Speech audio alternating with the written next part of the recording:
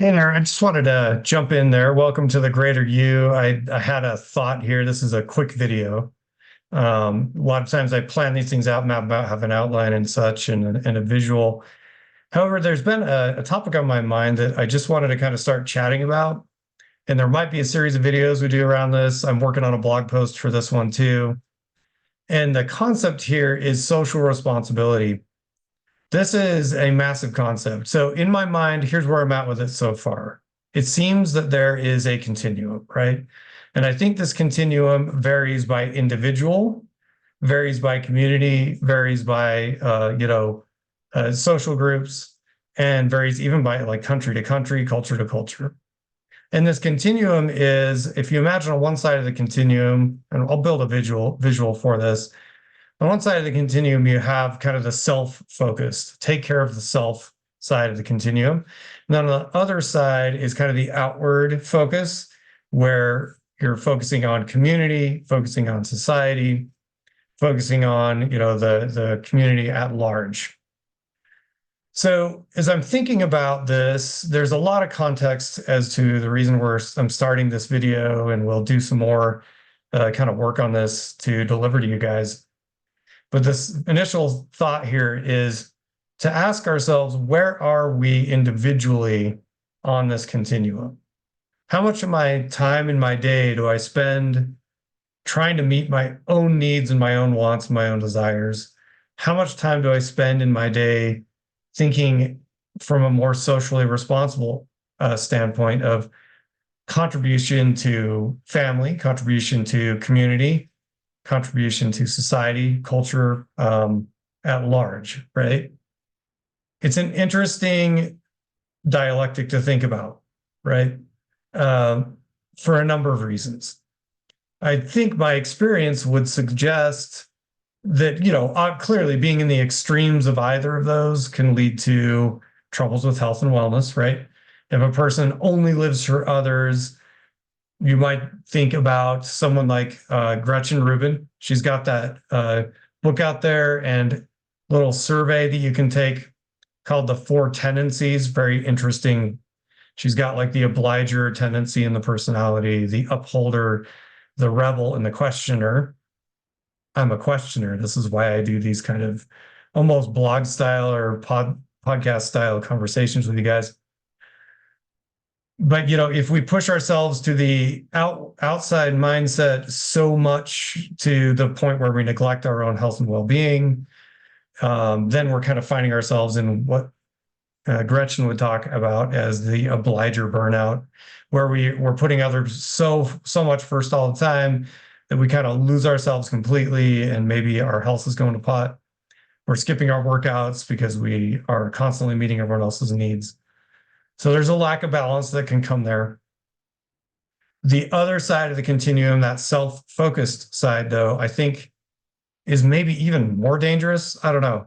It's debatable, right? I'd love to hear comments in the comment section below in this video and give me your thoughts on this one. But it seems that the self-focus is maybe both extremes are dangerous for health and wellness. But the self one is seemingly even more dangerous. I think that it promotes cultural narcissism. So there was a movement that it rubbed me as a coach and as a counselor, it rubbed me the wrong way quite deeply. It was this kind of, and it's kind of faded. People don't say it as much. A few years back, people were saying, you do you. What does that mean? You do you. It was part of the self movement, right? Of, be and do whatever you want. And that's cool. Like, I think people need to discover themselves, become self-actualized, and chase your dreams, have your goals and vision and values and principles, and really push forward on becoming your best version of yourself. But there was something selfish in that movement that was like, you do whatever the hell you want to do, and who cares what anyone thinks or says. Just be and say and do whatever you want. I think it seemed to add to a negative culture online where people will, kind of inflame each other through negative comments in all manner of social media without having a filter. And, the trolls of the internet certainly tend to fall in that self-focused place. So both extremes are probably not healthy for someone's health and well-being. I think selfishness, though, is more insidious and needs to be cautioned and moved against.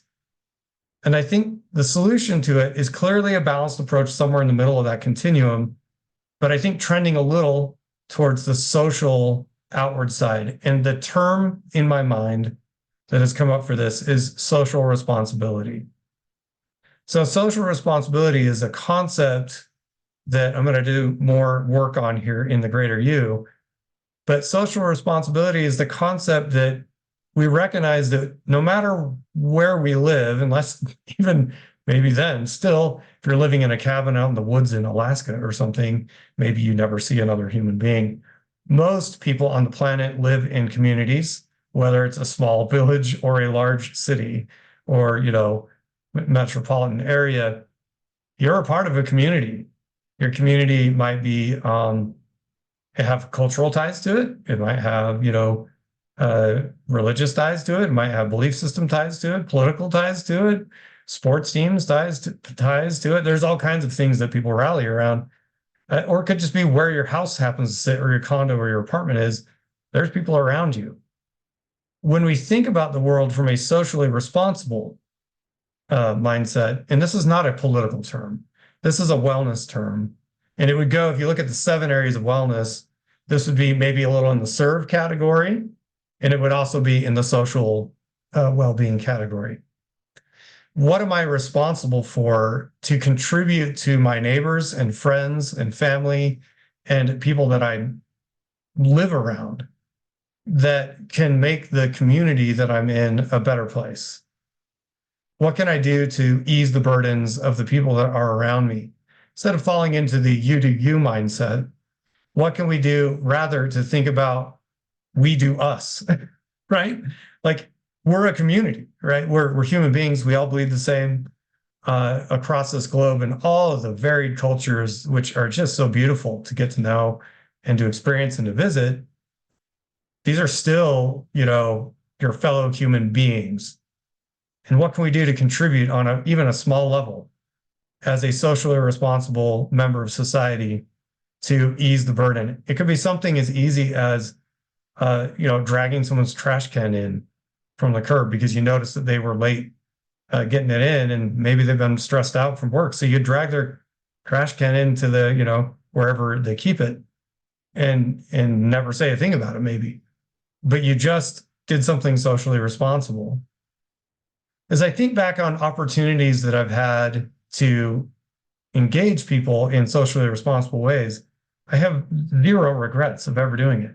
Can you think of a time where you helped a neighbor that you regretted doing it? Maybe if the outcome isn't the way you thought it would be, but you still, like, you helped a buddy move or helped someone move a fridge or whatever it is, you were there for someone when they were going through a time of need. Human beings have an innate ability to develop great compassion and empathy, generally speaking, for each other. And when we exercise the muscle of social responsibility, our empathy will be increased and we'll start thinking about people outside of ourselves. So that's our initial seed on this, is I want you to think about that continuum, self-focus on one side, outward or community focus on the other. Where do we fall on that continuum? And how do we land at a place where we become more socially responsible, where we're helping the people around us? I'm not suggesting that you start skipping all your workouts so that you can take the neighbor's trash out. Although if you did that one day, that's probably fine. We do need to have that self-care in there, though, correct? So we're not necessarily talking about extremes here, but we are talking about overcoming kind of the collective over focus on the self that has pervaded, I would say, American culture, especially here in the United States. We have an entire global community that we need to reach out to, starting with your neighbor right next door. And the more socially responsible we become, the more empathy and compassion we'll have for people that are going through something different than us. which will then leverage our ability and give us and empower us with the ability to help those people in whatever way we can. So my social responsibility to you is to teach you correct principles as your coach and your positive psychology coach. So think about social responsibility, and my challenge to you today is to find a way to demonstrate some social responsibility in the next week. Do something for a neighbor that you don't normally do and see how you feel when you do it. Like this video if you liked it, and leave your comments in the comments section below if you would. And of course, subscribe to the channel too. We have much more content to bring your way as the years go on. Thank you for your time.